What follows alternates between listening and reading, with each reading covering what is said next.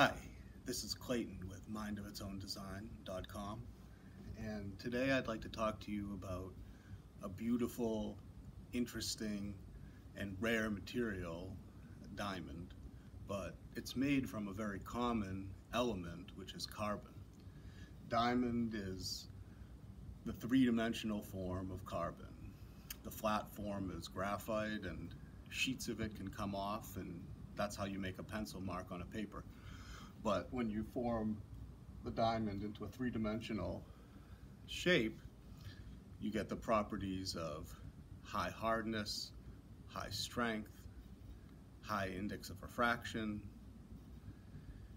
and a lot of beauty of the light inside, and the ability to be transparent. All of that has to do with the crystal structure.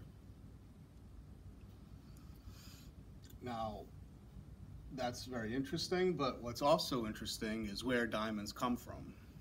Diamonds are traditionally mined, and they're found in what's called kimberlite pipes, which is inclusions of stones in the crust, but a lot of times the origin was the mantle, which is the far deeper layer and of the earth.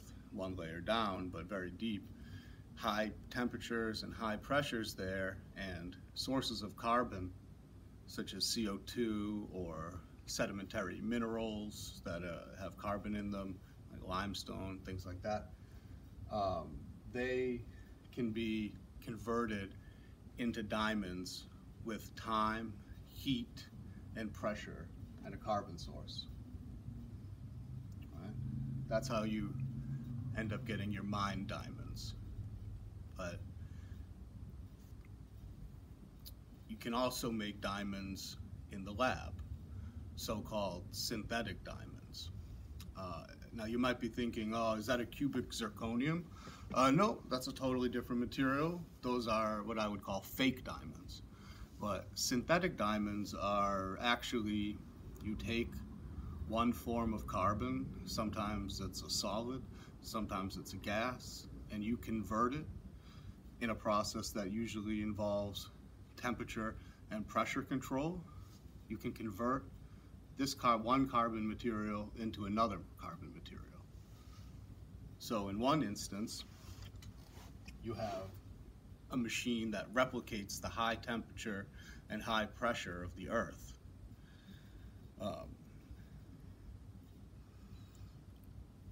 High temperature, high pressure machines, they take a seed crystal, very small piece of diamond, and they fill a chamber, a little cylinder usually, with graphite, another form of carbon, but much more plentiful and less rare. You use a certain kind of resistive heating and high pressure created by a machine, and this is actually much more rapidly, over the course of a few hours, you can convert graphite into high quality diamond that's often used for industrial purposes. Now, there is another way to make it, and you can actually take carbon in the form of a gas and convert that into a diamond. When you have a gas environment where you pull a vacuum, you pull all the gas out of it, you add into it some inert gases, you make sure there's no oxygen in there, and then you add a certain form of carbon gas, say methane or acetylene, that'll be like a carbon and hydrogen based gas, and then you add extra hydrogen because that's just how the reaction works. And then you add a heat source, which could be a laser, it could be X-rays, it could be microwaves, or other form of heat. And this can convert this gas into a solid. Now you want to basically imagine it's like growing it, or little individual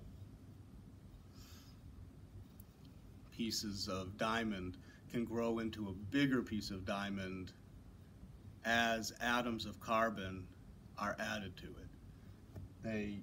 They just need the energy, and then they need to be told to line up in this three-dimensional way, which is partly why the hydrogen is there. And really, you can grow a diamond that's as beautiful or pure as any diamond found in the earth, or actually even more so.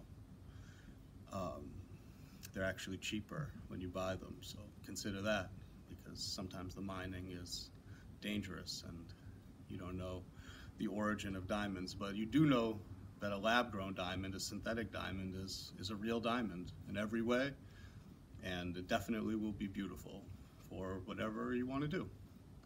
So check that out. And if you have any interest in things like this, tune back in.